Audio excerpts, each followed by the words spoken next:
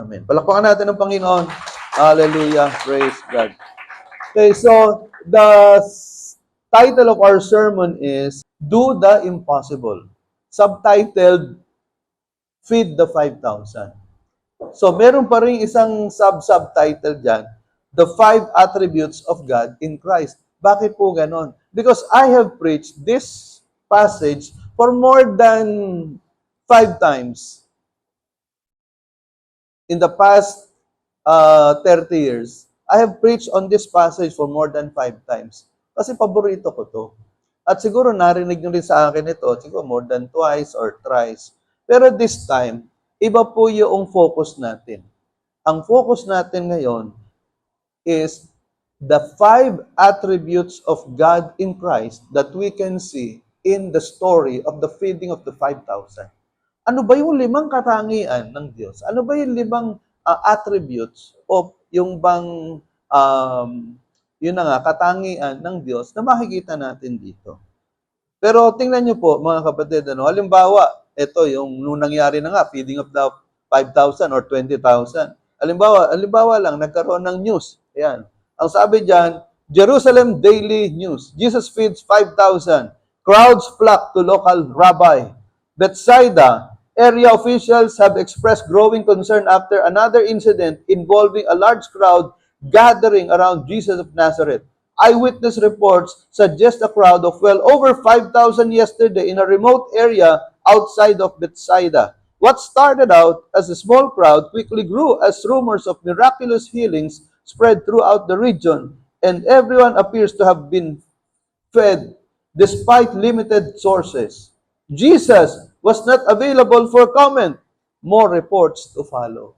So, siguro kung nangyari yan sa panahon natin ngayon, baring ganito yung mag-headline, di ba? Talaga ang mga reporters, sigurado, puntahan niya doon sa lugar na yon, di ba?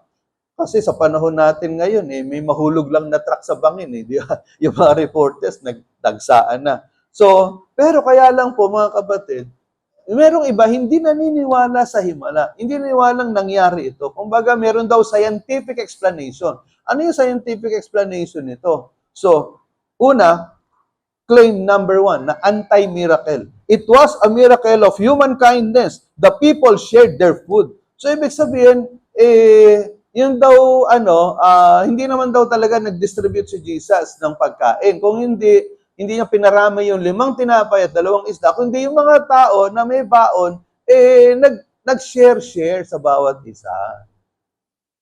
So, yun yung unang claim, no? Yung pangalawang claim, ito naman, sabi, some say the story may describe a natural event, dead fish rising in the Sea of Galilee due to oxygen-depleted water stirred by winds, which the crowd then collected. So, medyo scientific, physics to. So, ibig sabihin, yun daw, sobrang lakas ng hangin doon sa Sea of Galilee, nahigop yung oxygen sa ilalim ng lake. Kaya yung mga isda, nangamatay, pumunta sa ibabaw. Ngayon, kinuha ngayon, nung mga 20,000, yung mga isda na yun. Kaya nakakain sila. So, yun ang sabi ng mga scientists. Ngayon, ano ang explanation dyan na hindi totoo yan, na mali yung mga scientists? Okay, I'll give you 5 reasons. Number 1, wrong location. Bakit? Because the miracle happened in a desolate place. Sabihin, hindi siya malapit doon sa Lake of Galilee. Malayo. Siguro sabihin natin mga 200 meters or sabihin natin mga 2 kilometers away, 3 kilometers away, sila doon sa sa lugar na yon. At not along the water's edge. The crowd gathered around Jesus, not scavenging fish. Ibig sabihin, yung mga tao nakapaligid kay Jesus, hindi sila nangingisda. Wala sila doon sa gilid ng ng pampang.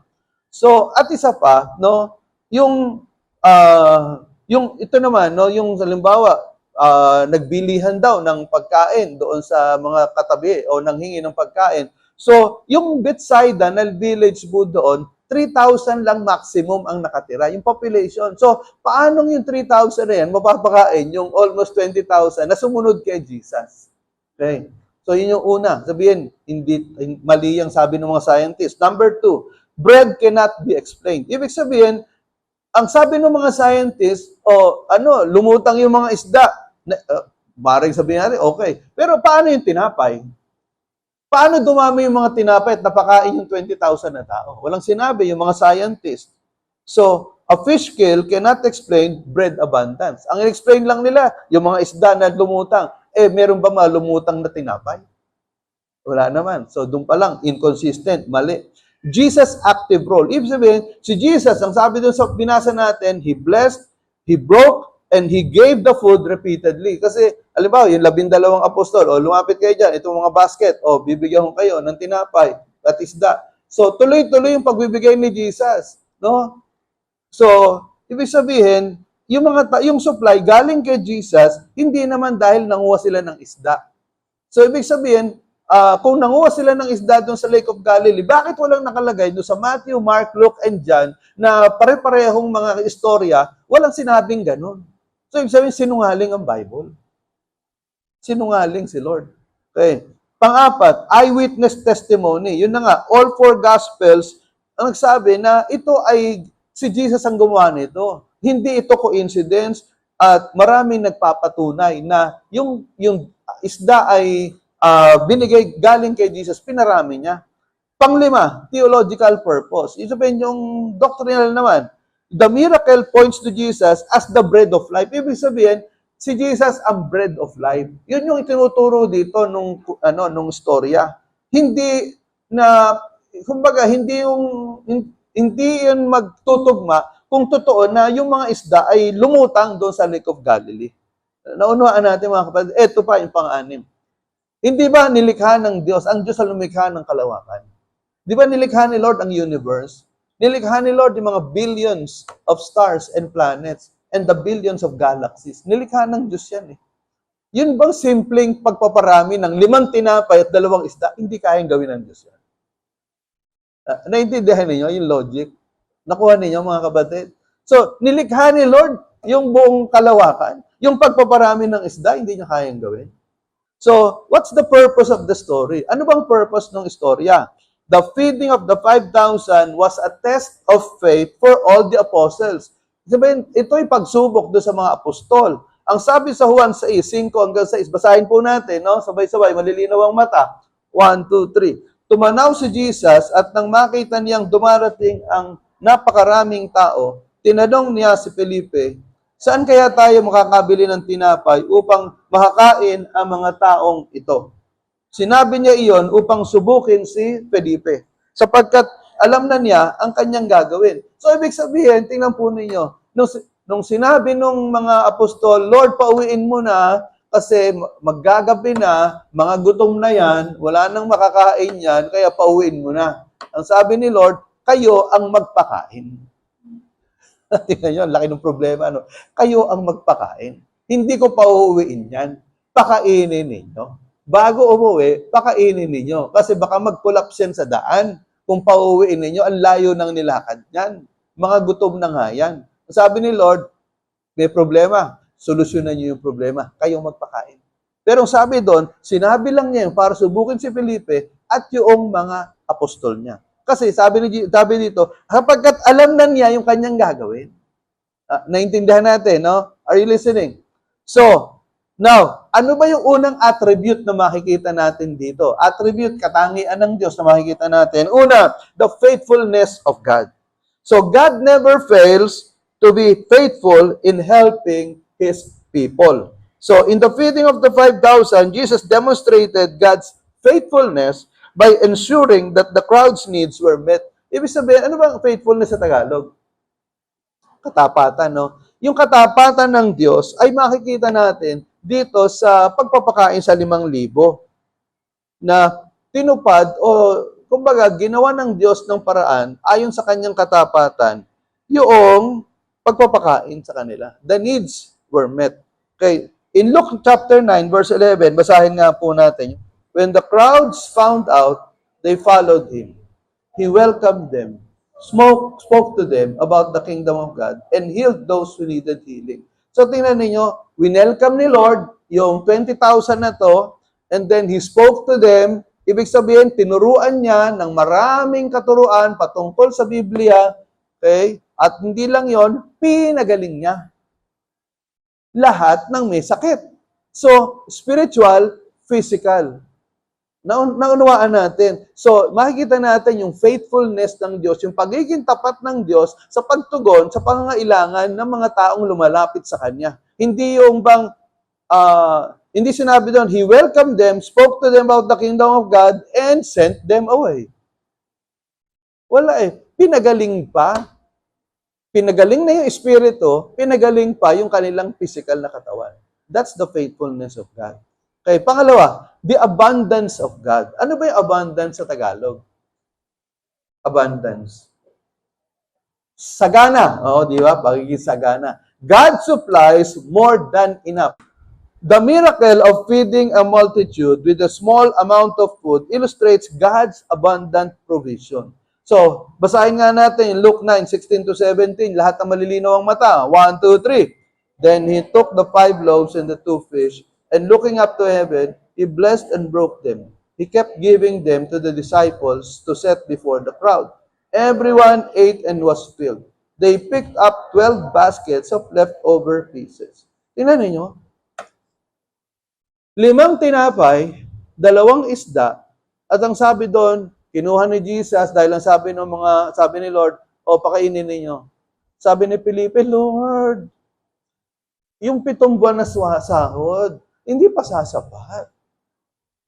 Saan kami kukuha ng pampakain dito? Wala kaming pera. Sabi ni Philip. Yung isa naman, sabi, Lord, may solusyon ako. Kaya lang, kulang. 5 tinapay lang saka 2 isda. Walang magagawa nito. Kinuha ko lang to sa baon ng bata eh. Nag-agawan pa nga kami. Joke lang yun. Nag-agawan pa nga kami. Sabihin, kinuha ko, binigay naman ng bata. So, ano magagawa nito? 5 tinapay at 2 isda. Ang sabi ni Lord, sinabi ba ni Lord, ay walang magagawa, tapon mo na yan. Ano sabi ni Lord? Akin na. That's enough.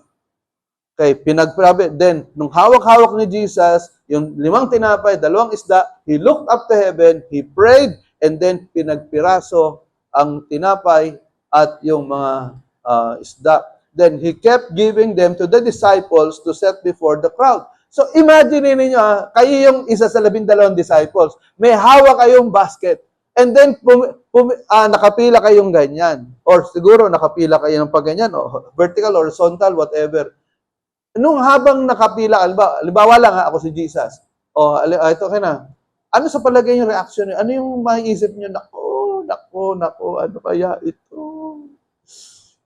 Ano ba to? And then, pagtingin mo, puno na yung basket mo. Nakita nyo? Yung himala, kitang-kita mo. Yung walang laman na basket mo at yung hawak na 5 tinapay, 2 isda, nakikita mo, nagmumultiply. Dumadami.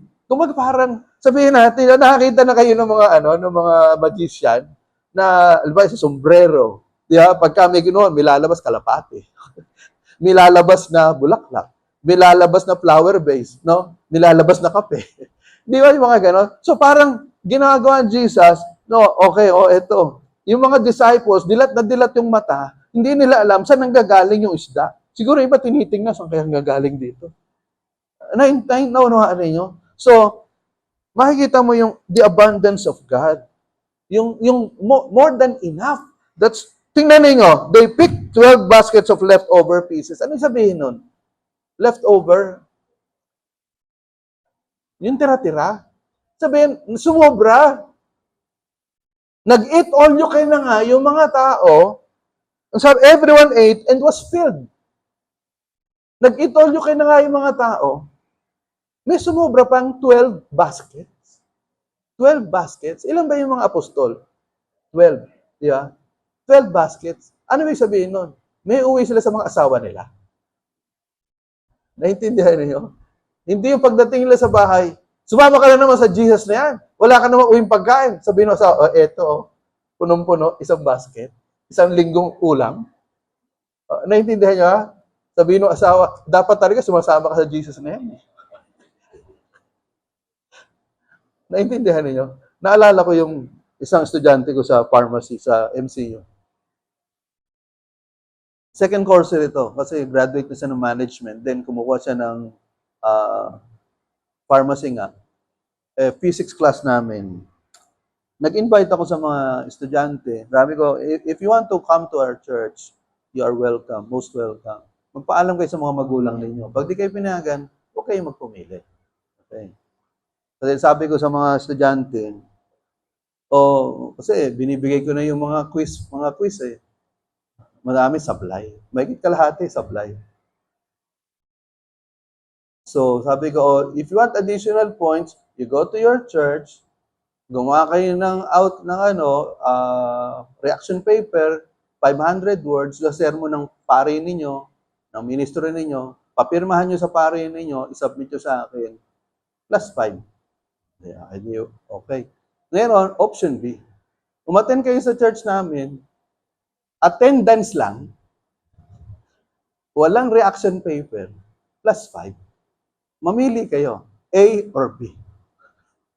Siyempre, kung ikaw, estudyante ka, at alam mo yung tamang gawin, B ang pupuliin mo. Kaya puno yung church natin sa kabila. Laging puno yun hanggang hagdan. So itong estudyanteng ito, nikwento ko na ito more than 20 times na. Sinama niya yung asawa niya. Sabi nung asawang lalaki, sino magbabantay sa drugstore natin? Kung sasama ako sa iyo. Sabi ng babae, bahala na, isara na natin yan. Magbukasan lang tayo pag-uwi natin, mga 1 o'clock, taga Novaliches sila. Pag-attend dito, yung asawa, lalaki, edi kinabukasan, Monday, nakita mo sa classroom. Sabi ng babae, naku sir, alam niyo, blessed na blessed yung asawa ko sa sermon ninyo. Pero mas blessed na blessed yung asawa kasi nagbukas kami ng drugstore, 1:00. Nung gabi, nung nagsara na, alam niyo sir, magkano kinita ng drugstore namin? 20,000 sa kalahating araw. Kaya sabi nung asawa ko, pwede ba araw-araw na tayo pumunta sa sermon? At kalahating araw na tayo magbukas ng drugstore. Kaya sabi ko sa inyo, unahin niyo si Lord. Ha? Matthew 6:33. Seek first the kingdom of God and His righteousness, and all these things will be added unto you. Naintindihan ninyo? Lalo na yung mga may business dito. So, kaya sobra-sobra yung binigay ni Lord eh. Because He is God of abundance. Pangatlo, application, your little becomes much when you place it in the Master's hand. Yung maliit na meron ka, ipagkaloob mo kay Lord, ibigay mo kay Lord, isurrender mo kay Lord, i-offer mo kay Lord, para ramihin niya yan. Naunawaan natin mga kapatid. Pag halimbawa, si David, di ba? Si David, di ba? Ang kalaban niya, si Goliath, ang laki-laki. Si David, 5-footer. Si Goliath, 9-footer. Pero sabi ni David, you come to me with your javelin, with your spear, with your sword. I come to you in the name of my God. Ano nangyari? And the story about David and Goliath was one of the most loved stories of all. It's a true story. Alam natin, pinugutan ng ulo ni David si Goliath. Nung napatumba niya dahil sa sling stone. Isang bato ka lang. Tago sa noo. Patay. Tapos binunot ni David yung espada ni Goliath, pinugot yung ulo. Your little becomes much when you place it in the Master's hand. Si Gideon and 300. Ilan yung pinatay ni Gideon na 300? 135,000 yung kalaban nila. Si Gideon saka 300, 301 lang sila.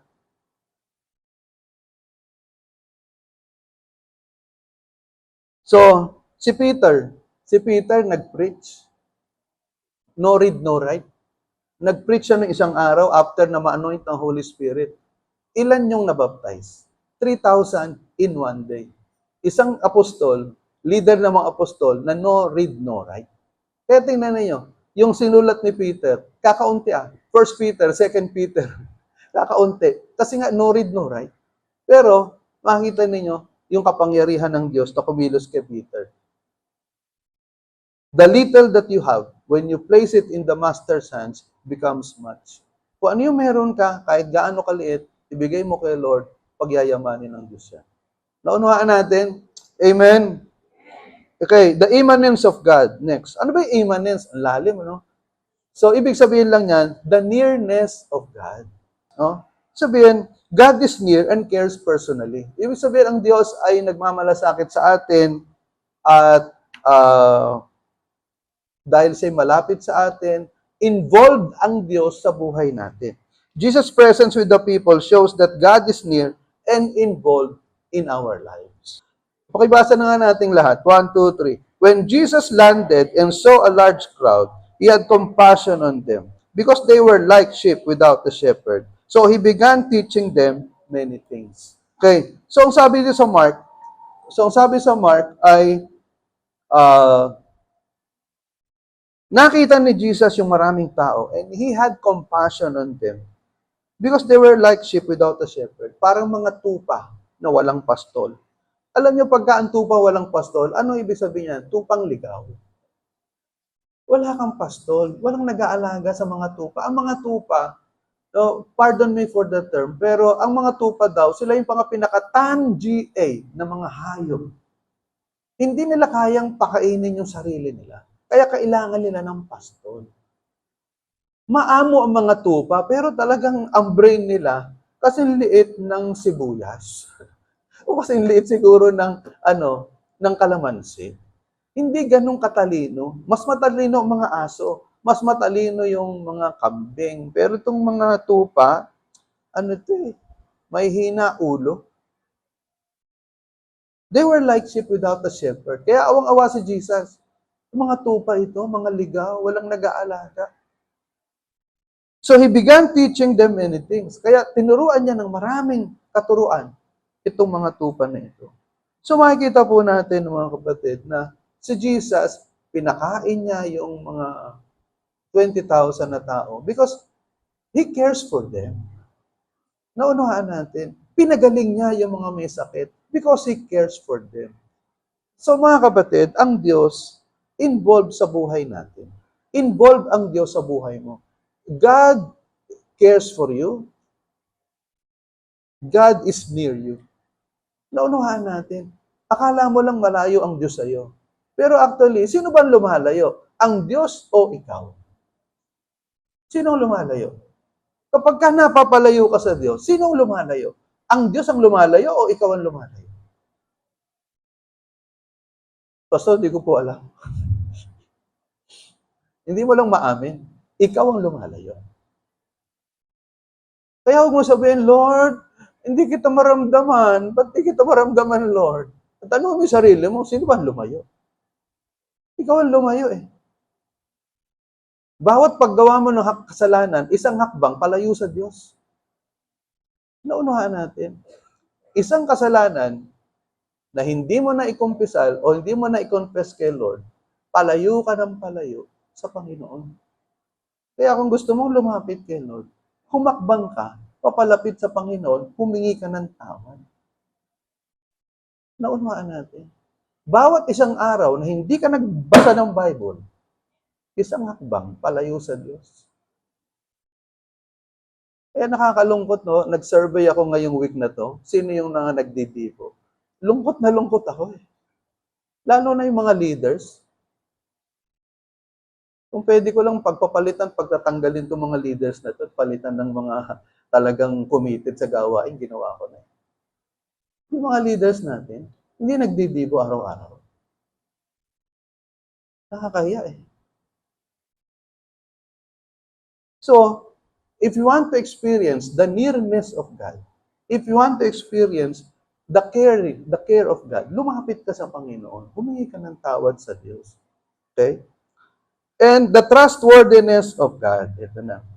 God can always be trusted. Jesus' miracle proves God's reliability and trustworthiness. So, basahin nga natin Luke 9:4-17. Pakilakas ng mga malinaw ang mata. Sinabi niya sa kanyang mga alagad, paupin ninyo ang mga tao ng 5-50. Pinaupo nga nilang lahat. Kinuha ni Jesus ang 5 tinapay at 2 isda. Tumingin sa langit at nagpasalamat sa Diyos. Pinaghati-hati niya ang mga tinapay at isda at binigay sa kanyang mga alagad upang ipamahagi sa mga tao. Silang lahat ay nakakain at nabusog. Nang ipunin ng mga alagad ang lumabis na pagkain, nakapuno pa sila ng 12 kain. So, ibig sabihin, ano yung trustworthiness sa Tagalog? Mapagkakatiwalaan. Okay? Ang Diyos, mapagkakatiwalaan. You can trust the Lord at all times. So, kaya ito, kumbaga, hindi pinabayaan ng Diyos tong mga taong ito na nagugutom, umuwi ng nagugutom. Kasi mapagkakatiwalaan ng Diyos. Hindi niya hahayaan na yung mga tumatawag sa Kanya, nagpapakababa, humihingi ng tulong, ay tatalikuran niya. Naunawaan natin, in fact, even before we ask God's help, yung tulong ng Diyos, kumikilos na sa atin eh. Hindi lang natin nararamdaman at napaka-ingrato lang natin. Maraming mga tao ingrato sa Diyos. Yung bang hindi ka nananalangin, hindi ka tumatawag sa Diyos, hindi ka umaten ng church, umaten ka nga, late ka pa. Pero ang blessing ni Lord, tuloy-tuloy pa rin eh. Pero hindi marunong magpasalamat, mga ingrato. So, pero salamat na lang dahil ang Diyos talagang mapagkakatiwalaan. The trustworthiness of God. Okay? So, halimbawa, ito, paborito kong kwento to eh. It really happened. How to pay a $110 million debt. Paano babayaran yung $110 million na utang? Ilang beses ko na naikwento to, pero masarap balikan eh. So, itong Liberty University, the largest Christian school in the world with more than 10,000 students, nagkaroon ng utang na $110 million noong 1990s. So, ang leader nito, yung pastor nila, si Jerry Falwell, na ang miyembro niya ay nasa 20,000.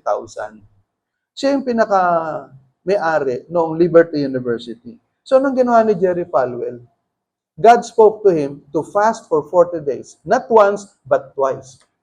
40 days, ang ginawa niya, tubig lang, saka vegetable juice every 5 days. Tapos, regular check-up sa kanyang doktor. So, yung sabi ng Lord sa kanya, ng Holy Spirit, yung first 40 days, huwag kang hihingi kahit ano. Mag-worship ka lang. Mag-worship ka lang. Do not ask for anything. So, ganun ang ginawa niya. Nag-worship niya for 40 days. Natapos, 25 days kain, full meal. And then after 25 days, sabi ng Lord, mag-fasting ka ulit. Another 40 days. But this time, you ask. So, ilang days nung nag-fasting? 80 days. Can you imagine? Merong break na 25 days. And what happened? Nangusap ang Diyos, gumawa ang nahimala ang Diyos, meron tumawag kay Jerry Falwell. Sabi niya, Mr. Falwell, Pastor Jerry, you do not know me, but I know you. The Lord convicted my heart to donate $50 million to your ministry. Can you imagine? $50 million? Hindi pesos to ha, dollars. $50 million, i-donate ko sa inyo. Hindi kinyo ako kilala, pero kilala ko kayo. Nangusap ang Diyos sa akin na mag-donate daw ako sa ministry nyo ng $50 million. And it really happened. So, and then, merong tumulong sa kanya na yung remaining 60 million, ma-reconstruct yung pagbabayad. So, nakabayad sila. Kasi kung hindi sila magbabayad ng 50 million na deposit, magsasara yung Liberty University. So, it really happened. I read it from the book, Fasting Can Change Your Life. Kaya iba, takot kayo mag-fasting, you are depriving yourself of the power and privilege that comes from God. Kung mabigat ang problema mo, mabigat ang problema mo sa pera, sa pamilya, sa asawa mo, sa anak mo, sa sarili mo, why don't you fast? Ako ilang beses ko na napatunayan yan. Ilang beses na. Talagang kapag ka nag-fasting ako, ang Diyos kumikilos, sumasagot.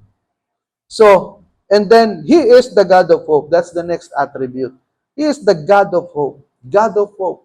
Ang Diyos ay Diyos ng pag-asa. With Jesus, there is always hope. God offers hope to the hopeless and light in the darkness. Knowing that God is full of compassion gives us hope to trust Him. Okay? Yung pagkaalam na ang Diyos ay punong-puno ng compassion, ang nagbibigay sa atin ng pag-asa na magtiwala sa Kanya. Basahin nga natin Mark 6:34, yung malilinaw ang mata. 1, 2, 3. When Jesus landed and saw a large crowd, He had compassion on them, because they were like sheep without a shepherd. So He began teaching them many things. Sabi diyan, He had compassion on them. Ano yung compassion sa Tagalog? Ano yung compassion sa Tagalog? Matinding kahabagan. O, matinding kahabagan. Habag na habag, awang-awa si Jesus dun sa mga tao. Hindi lang siya naawa, awang-awa. So, kaya gumawa ang Panginoon ng paraan para tulungan sila. nagpapakita dito that we can hope in God. Because as long as we believe in the Lord Jesus Christ, there is hope. So in application, anchor your hope in the God who is full of compassion. Sabihin, iangkla mo yung pag-asa mo sa Diyos na punong-puno ng kahabagan. Naunawaan natin. What motivates us to pray to God? Ako, one of the major motivations for me to pray to God is knowing that my God is a God of hope. Knowing that my God is a God of compassion. Naunawaan natin. Kung hindi ko alam, kung hindi ko ina-accept sa isip ko na ang Diyos ay Diyos ng kahabagan, it will stop me from praying. Bakit ako mananalangin sa isang Diyos na hindi nahahabag? Bakit ako mananalangin sa isang Diyos na hindi marunong maawa? Pero dahil alam ko na ang Diyos ay Diyos na mahabagin, Diyos na maawain, lumalapit ako sa Diyos. Naunawaan natin. So, big trials, big God. Big problems, big promises. Big hindrances, big hope. Tandaan niya na, ulitin natin. Big trials, big God. Big problems, big promises. Big hindrances, big hope. Okay? So, in Romans 15 verse 4, basahin natin. Ano mang nasa kasulatan noon ng una, ay nasulat sa ikatututo natin, upang sa pamamagitan ng pagtitiis at sa pagpapalakas ng loob, mula sa kasulatan, ay magkaroon tayo ng pag-asa. So, yung isang illustration dito na paborito ko rin kwento, si Jim Abbott.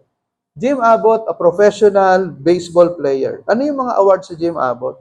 Awards and accomplishments. 1985, baseball scholarship to University of Michigan. 1987, silver medal for Team USA. Pan American Games, Havana, Cuba. 1987, Golden Spikes Award. 1987, Sullivan Memorial Trophy. 1988, gold medal for Team USA at Summer Olympic Games, Seoul, South Korea. 1988, first round draft choice, California Angels. 1991, named to American League All-Star Team. What was amazing about Jim Abbott was that he was born without a right hand. Multi-awarded. Pero pinanganak ito na walang kanang kamay. Pero multi-awarded. Superstar sa baseball. Ano yung life principle ni Jim Abbott? Creativity, determination, belief. Ano yung favorite verse ni Jim Abbott? Philippians 4:13. Ano sa Philippians 4:13? I can do all things through Christ who strengthens me. Ulitin natin. I can do all things through Christ who strengthens me. Magagawa ko lahat ng bagay dahil si Kristo ang nagpapalakas sa akin. Mga kapatid, kagaya nyo rin, kagaya din natin, magagawa natin ang lahat ng bagay. We can survive all the trials, the troubles, the temptations in this world because it is Christ who strengthens us. Naunawaan natin. We can overcome these problems, these huge problems, these gigantic problems, these enormous problems, we can overcome because it is Christ who strengthens us. So in life application, okay, the 5 attributes of God, okay, summary, the faithfulness of God, the God who is faithful in providing our needs. Abundance of God, the God who is rich in provision, immanence of God, the God who is near us, especially when we are in trouble. Trustworthiness of God, the God who can be trusted to deliver us from all trials and troubles.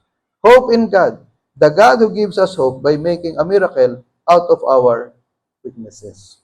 So, in personal application, no? Number 1, your faith will be tested before it can be trusted. Ibig sabihin yung faith ninyo, kailangan masubukan niya para talagang mapagkatiwalaan. Okay? That is the only way to know if what you have is real or not. Tandaan niyo ito, ha? Yung mga pananampalataya natin, susubukin yan ng Diyos. Para malaman mo kung totoo o peke yung pananampalataya na meron ka. Hanggat hindi dumadaan sa apoy ng pagsubok yung faith mo, hindi ka makakasigurado kung yung faith mo ay tama, totoo, o peke. Kaya nga, yung story natin dito, nung sinabi ko nung una, tinanong niya si Felipe, paano natin pakakainin ito? Pero yun ay tanong ng pagsubok. Dahil ang sabi doon, alam na ni Jesus kung anong gagawin.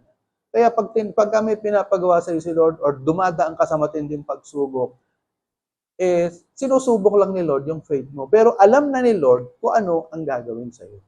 Naunahan natin mga kapatid. Meron nga isang kwento, yung bata na, sabi ng tatay, anak, punuin mo nga ng tubig yung timba, tapos dalhin mo dito.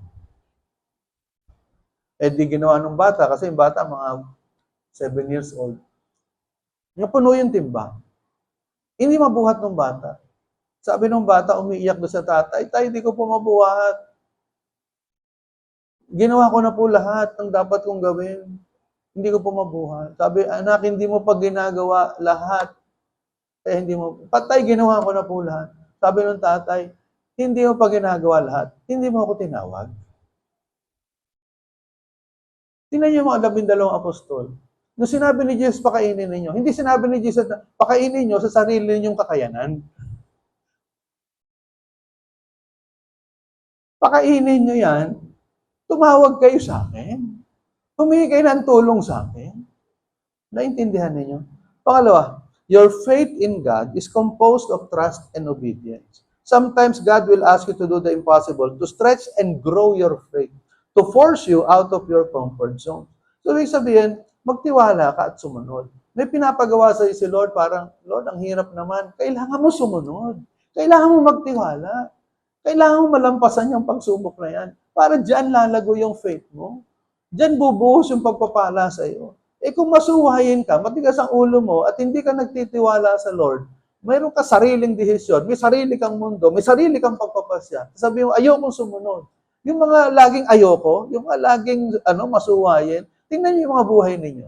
Maayos ba? Meron ba kayong peace of mind? Lumalago ba yung faith ninyo? Marami bang nahahamon sa buhay ninyo? Marami bang nabibless sa buhay ninyo? Wala. Kasi matigas ulo mo. Hindi ka marunong magtiwala. Hindi ka marunong sumunod.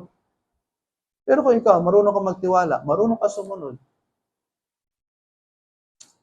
lalago yung faith mo eh. Yung blessing ni Lord, bubuhos sa iyo eh. Makikita mo na lang, Lord, ang laki pa na pala ng pinagbago ko. Naintindihan ninyo?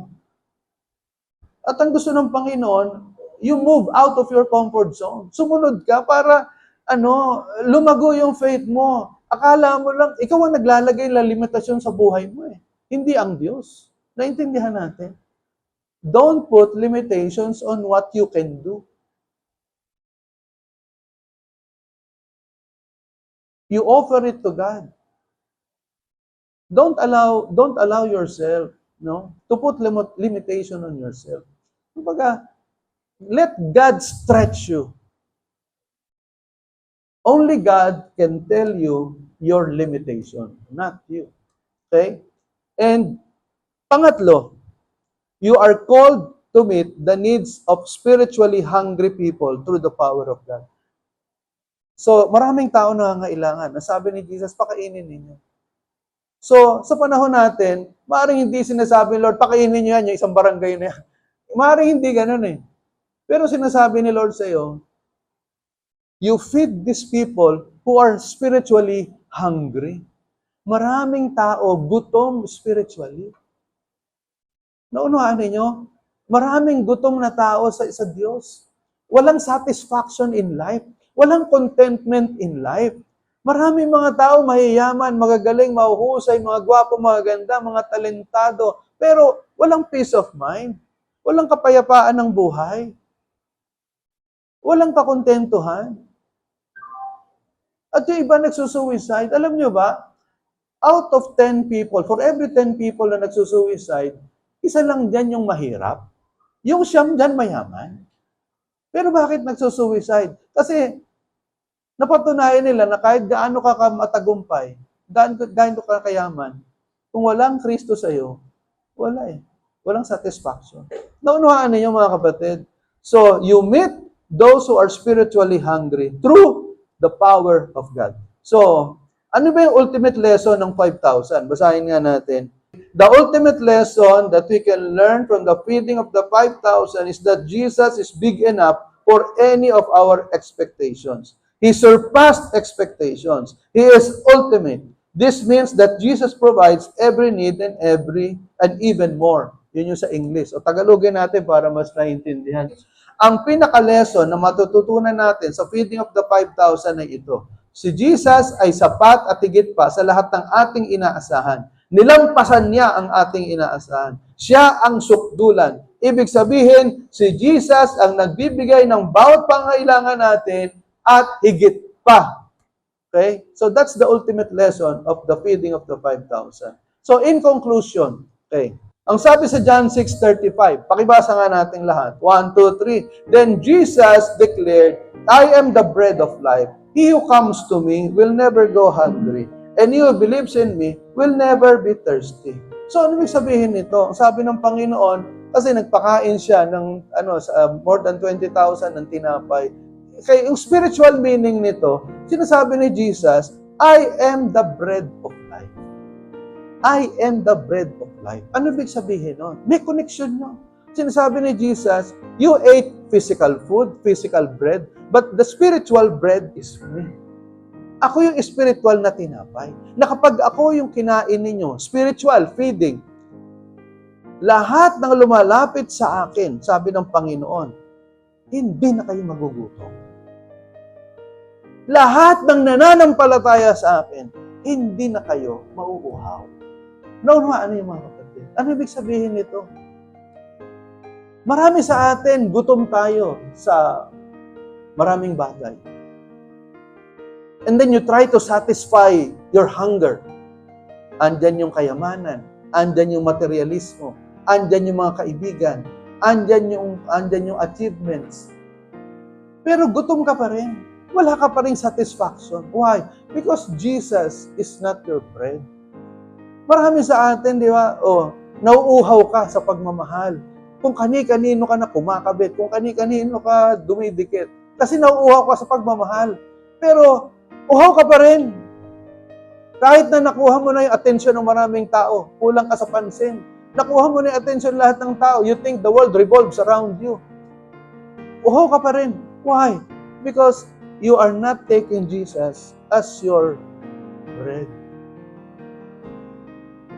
as the water of life. If only you will come to the Lord, if you will come to God, if you will believe in Him, you will surrender your life to the Lord, you will repent of your sins, your needs will be satisfied, your hunger will be satisfied, your thirst will be quenched. Naunawahan natin mga kapatid. Subukan ninyo. Lumapit kayo sa Panginoon, humingi kayo ng tawad, magpakababa kayo sa Panginoon, sabihin, Lord, I want to partake of the bread of life. I want to be satisfied. I want to be contented. Help me.